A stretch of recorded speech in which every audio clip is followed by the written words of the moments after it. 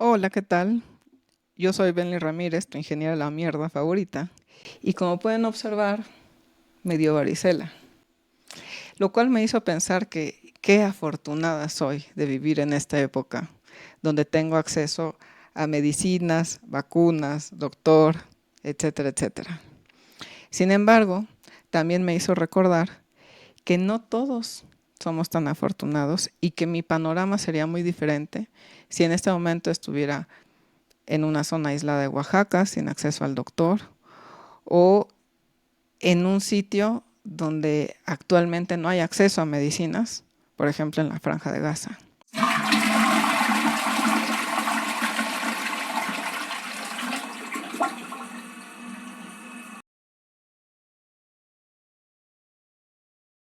De hecho, desde hace mucho he querido hacer un video acerca de la situación del agua en la Franja de Gaza, sobre todo a raíz de una noticia muy lamentable que me encontré el pasado 13 de julio del 2025, en el cual se reportó que 10 personas fueron asesinadas, entre ellas 7 niños, a raíz de un bombardeo, mientras que esperaban en una fila para abastecerse de agua. Y no sé, esta noticia me hizo pensar que aparte de que la falta de agua te puede llevar a la muerte, también buscarla te puede acercar a tu muerte. Me causó muchísima indignación. Y miren, se habla mucho de los bombardeos, los amputados, la falta de medicinas, la falta de comida, los hospitales derrumbados, los brotes de enfermedades. Se habla mucho del hambre en Gaza, pero he escuchado muy poco hablar de la sed en Gaza. Porque imagínense si no hay comidas, medicinas, infraestructura, etcétera, etcétera. Pero aún así, alguien puede sobrevivir un par de semanas sin comida, sin techo, sin medicinas, a menos que estés muy grave, pero sin agua en un par de días. ¿Y qué pasa en la Franja de Gaza? Que es desierto. Es decir, Franja de Gaza se ubica en una de las zonas más vulnerables del planeta, debido a la escasez de agua y estrés hídrico que hay en esa zona desértica del mundo. Recordemos que Franja de Gaza es una franja justamente en el sureste de Israel, en Oriente Próximo. ¿Y cuáles creen que serían las fuentes de abastecimiento de agua en un lugar como este? Como colinda con el Mediterráneo, pues lo más, una respuesta razonable podría ser que el mar Mediterráneo fuera una fuente de abastecimiento de agua. Y de hecho lo es. Palestina sí cuenta con pequeñas desalinizadoras que abastecen o abastecían antes de la guerra del 5 al 7% del agua que requiere la población. Sin embargo, el problema de la desalinización o la desalación, como le quieran llamar, es que es un proceso muy caro. Requiere de energía, ya sea electricidad o combustible en la planta de emergencia, de químicos, de repuestos, etcétera. La otra opción en la zona es extraer agua a partir de algo que se le conoce como acuífero costero.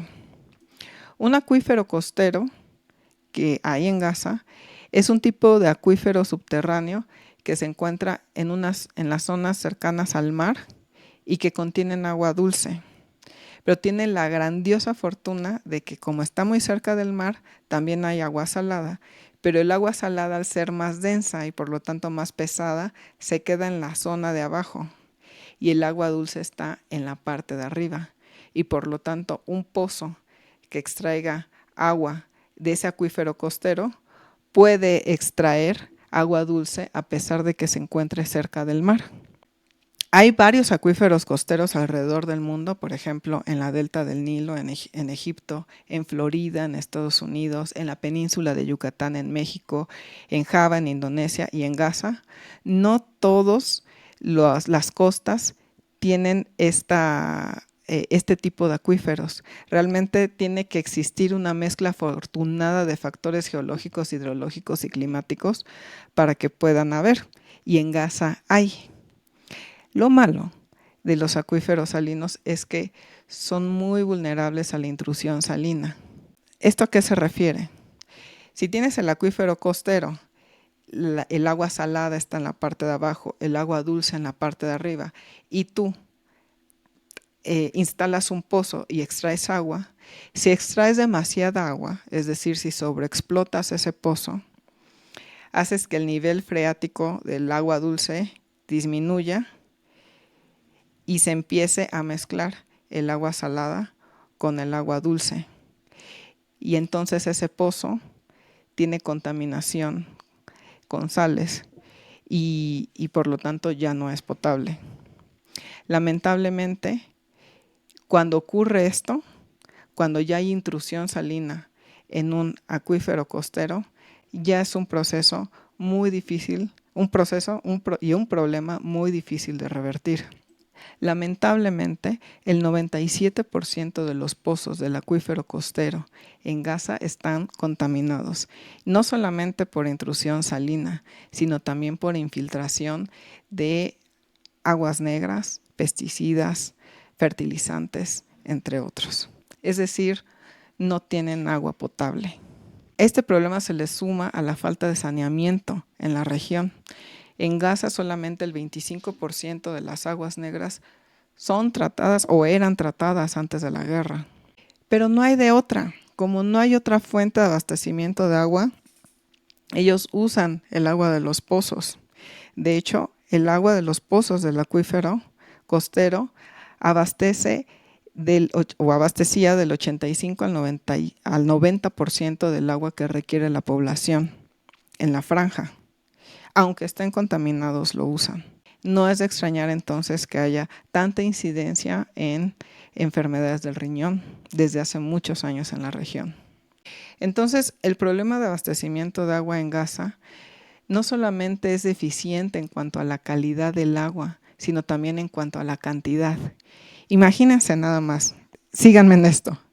La OMS, la Organización Mundial de la Salud, recomienda que en una población al menos se le provea de agua a cada persona 100 litros al día. 100 litros. Para que se den una idea, en México se abastece a la población más o menos con 240 litros por persona al día. Es decir, es 2.4 veces mayor al mínimo que dicta la OMS. En Franja de Gaza, desde antes de la guerra, el abastecimiento per cápita por día es de 20 a 90 litros, o era de 20 a 90 litros. Es decir, desde antes de la guerra, el abastecimiento de agua en Gaza era inferior a lo mínimo que recomienda la OMS para que una persona pueda vivir dignamente. Y a raíz de la guerra, que inició en 2023, evidentemente todo esto ha empeorado. Hoy en día, el 85% de la infraestructura del agua y saneamiento en Gaza está dañada o destruida. O sea, queda de pie el 15%. Solo el 17% de los pozos funcionan. Las desalinizadoras que tienen solamente operan al 25% de su capacidad. Y del agua que al final se produce, se extrae en los pozos o es desalinizada, el 70% se pierde en la red de abastecimiento de agua debido a todas las tuberías dañadas que hay, derivado de los bombardeos. Entonces, como la red de distribución de agua está prácticamente destruida, la alternativa es distribuir el agua por medio de pipas. Pero nos encontramos con otro gran problema, que es la falta de combustible y de gasolina para que estas pipas se trasladen de un lugar a otro. O sea, es tal el desastre que actualmente los palestinos que viven en Gaza tienen una dotación diaria promedio aproximada de entre 3 y 5 litros al día. Cuando la Organización Mundial de la Salud, frente a emergencias sanitarias, recomienda que la dotación diaria, cuando hay un huracán, un terremoto, cuando tienes un campamento de refugiados, cuando tienes una situación de emergencia tal que le tienes que dotar a la población lo mínimo para que sobreviva, dice que tiene que ser de 15 litros por persona a día ante esta situación contingente de emergencia. Y en Gaza es de 3 a 5 litros por persona a día. Es lamentable la situación que se está viviendo. Y bueno, este es el contexto en Franja de Gaza. Vamos a conocer cómo es la gestión del agua en su país vecino genocida, Israel.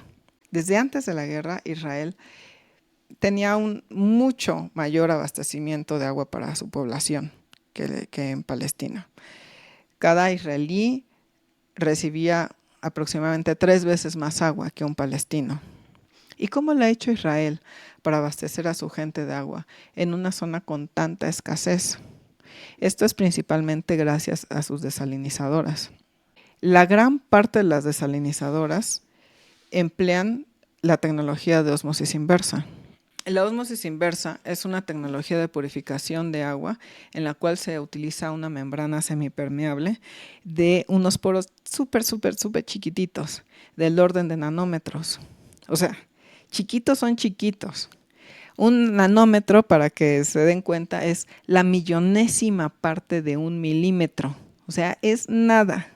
Entonces, el agua se bombea a presión y se hace pasar a través de esa membrana de tal manera que las moléculas de agua, al ser pequeñitas, atraviesan los poros de la membrana y las sales y otras impurezas se quedan retenidas y se le dice que son rechazadas del agua. Por lo tanto, obtienes una corriente de agua dulce, se le podría llamar. Actualmente, del 60 al 80% del agua potable de Israel proviene de procesos de ósmosis inversa en sus desaladoras. O sea, es una cantidad bestial. Para que tengan una comparación, en México las desaladoras y la ósmosis inversa dotan aproximadamente el 0.5% del agua en la población y lo hacen principalmente en la parte desértica del norte, en Baja California, Sonora, o para consumo humano, o bien en empresas donde se requiere una muy baja concentración de sales para usos, por ejemplo, en el sector de energía. Las plantas desaladoras que tiene Israel las usa tanto para desalinizar agua de mar como pozos salobres, es decir, que tienen intrusión salina. Y no solamente Israel emplea muy alta tecnología para la potabilización del agua, también tiene un nivel de saneamiento muy elevado. El 97% de las aguas residuales recolectadas en Israel son tratadas. Esta es una cobertura de tratamiento altísima.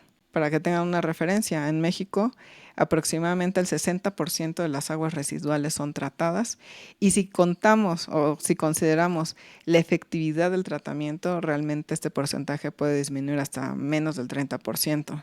En Latinoamérica, el único país que podría competir con Israel en cuanto a cobertura de tratamiento de agua residual es Chile. Ellos sí, desde el 2012 tienen una cobertura prácticamente del 100%.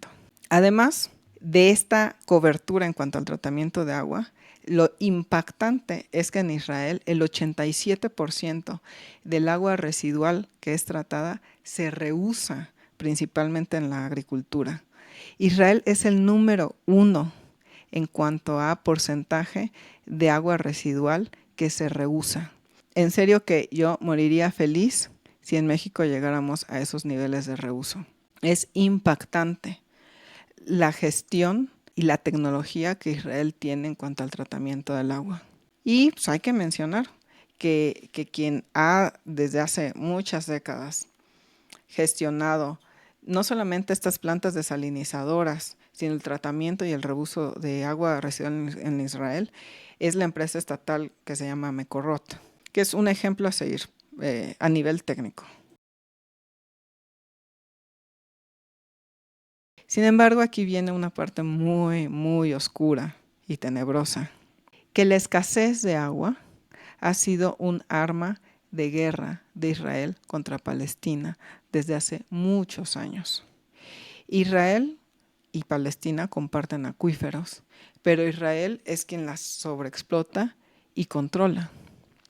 Además, Israel le tiene bloqueado a los palestinos materiales e insumos para desarrollar sus propios sistemas de desalinización. Es decir, no le permite el ingreso de bombas, tuberías, cloro y todos estos insumos necesarios para la operación de una planta bajo el argumento de que no lo permite porque podría ser usado para fines militares.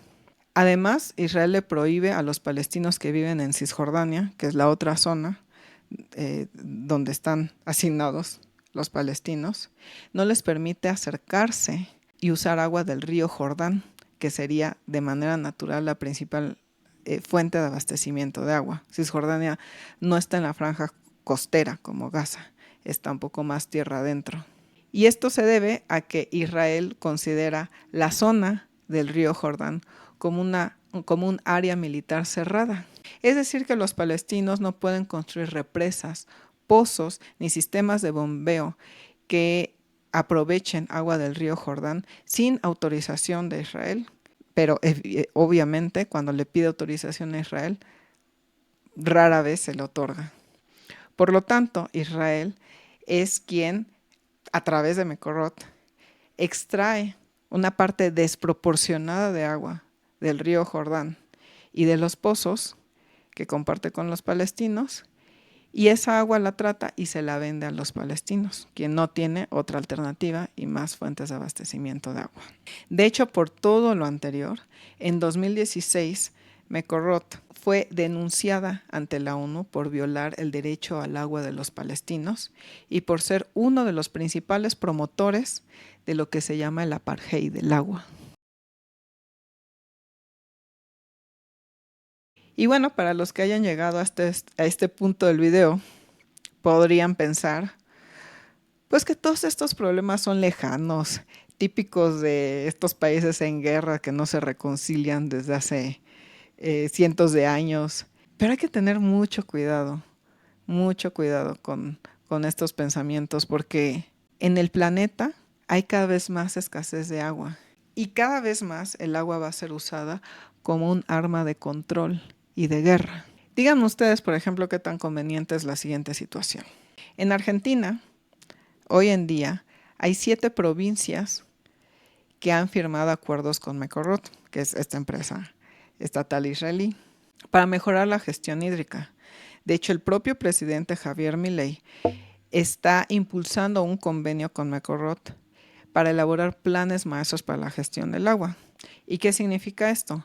Que Mekorot va a invertir en hacer toda la radiografía del suelo y subsuelo y de las fuentes de abastecimiento de agua que tiene Argentina para poder evaluar los mejores puntos para extraer agua, potabilizarla y hacer todo el plan maestro de gestión del recurso hídrico. Pero como Mekorot es quien hizo la inversión para este plan maestro, pues es el que tiene la propiedad intelectual de toda esta información. Si es que yo les preguntaría, si ustedes consideran que es conveniente que un gobierno extranjero tenga tanta información, injerencia y control sobre un recurso tan importante y esencial como es el agua en un país. Y ya que estamos centrados en gastos, ¿qué tan conveniente es que un gobierno extranjero o una empresa privada tenga este nivel de control y de información e injerencia en recursos esenciales y básicos para una población que no solamente se limita en agua, sino también, por ejemplo, en la energía? Ya en otro video les mostraré que el agua y la energía están sumamente interrelacionados. Sin agua no puede haber energía y sin energía no puede haber agua. El agua y la energía son 2 recursos básicos y estratégicos para una nación. Y bueno, en este caso, México no se queda atrás. En el 2013, durante el sexenio de Peña Nieto, Conagua y Mekorot firmaron acuerdos de colaboración para cuestiones de capacitación, intercambiar experiencias, generar técnicas de desalinización, etcétera, etcétera. Y aunque a mí me encantan los proyectos de cooperación internacional y he participado en varios de ellos con diversos países. Y sin duda puedo aceptar que desde el punto de vista técnico ha de ser sumamente interesante colaborar y cooperar con Israel. Pero siempre hay que tener en cuenta que los proyectos de cooperación internacional tienen intereses detrás. Hay que reconocerlos, hay que saberlos y hay que tener cuidado con ellos. De cualquier forma, les puedo decir que los problemas del agua en México, en su gran mayoría no son técnicos, son esencialmente políticos y sociales. Si ustedes se asustaron y escandalizaron por la desigualdad de agua que hay entre Israel y Palestina, y pensaron que esas diferencias se deben solamente a su situación de guerra, a la baja disponibilidad de agua que hay en la zona, a que es natural que dos países que son enemigos pues, compitan por el mismo recurso y entonces haya este tipo de desigualdades, pues se equivocan. Les aviso y les informo, y perdón por despertarlos de Narnia, que en México existe un acceso al agua potable y al alcantarillado que es sumamente desigual. No necesitamos estar en guerra para que este tipo de situaciones las veamos en nuestro país. Veamos, por ejemplo, el siguiente mapa. En la zona amarilla se observa el área donde de manera natural hay mayor disponibilidad de agua en el país, que es la zona sur-sureste. Pero curiosamente, esta zona con mayor disponibilidad de agua es la que tiene una menor cobertura en cuanto a agua diaria en el hogar y drenaje. Es decir, la cobertura es baja, ronda entre el 2 y el 52%. ¿Y a qué se debe? No se debe a una escasez de agua per se. Se debe a que los pobres por muchos años no han importado. Se debe a que en esta región se concentra la mayor parte de los pueblos indígenas y afroamericanos del país y alrededor del 60% de la población que vive en la zona sur-sureste se encuentra en una condición de pobreza multidimensional.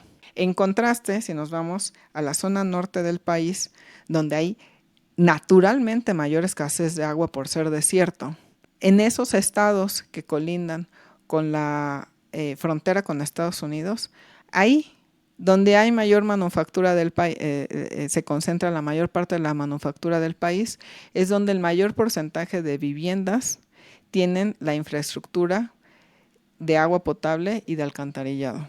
Esta oscila entre el 47 y el 72%. Es decir, entre el 47 y el 72% de las viviendas en la zona norte del país sí cuentan tanto con agua potable como con conexión a la red de alcantarillado. La desigualdad en cuanto al acceso y saneamiento de agua es mucho peor al considerar los estratos sociales. Por ejemplo, a nivel nacional, en México, se estima que en el estrato bajo, es decir, los más pobres, solamente el 7% de las viviendas cuentan con acceso a agua potable dentro de la vivienda y conexión a drenaje y alcantarillado. En cambio, en el estrato social alto, el 79% de las viviendas cuentan con estos dos servicios. En conclusión, la desigualdad, asimetría e injusticia en cuanto a la dotación de agua que vimos entre los palestinos e israelíes, lo tenemos en realidad en México también, sin estar aparentemente en guerra, por pura desigualdad social. Cabe resaltar que el acceso al agua le permite a las personas cubrir necesidades no solamente para tomar agua y sobrevivir, sino les da acceso a ejercer otros derechos, como el derecho a la educación, al trabajo, a la vivienda, a la salud, a la alimentación. Y quiero que se quede grabado esto en letras de oro. Acuérdense de esto. La falta de acceso al agua potable y saneamiento no solo es consecuencia de la pobreza y la marginación, sino que también es su causa. Es decir, repito, la falta de acceso al agua potable y al alcantarillado es tanto causa como consecuencia de la pobreza y por lo tanto es un círculo vicioso que se repite y se repite y se repite. Espero que con esto haya quedado claro por qué digo que el problema actual de la disponibilidad de agua en México no es mayormente técnico ni tampoco un problema de disponibilidad natural de agua, sino que es un problema de política pública, es un problema de distribución de la riqueza, es un problema de justicia social y de desigualdad. Este video se lo quiero dedicar a 2 compañeros de la maestría que estudiaron conmigo.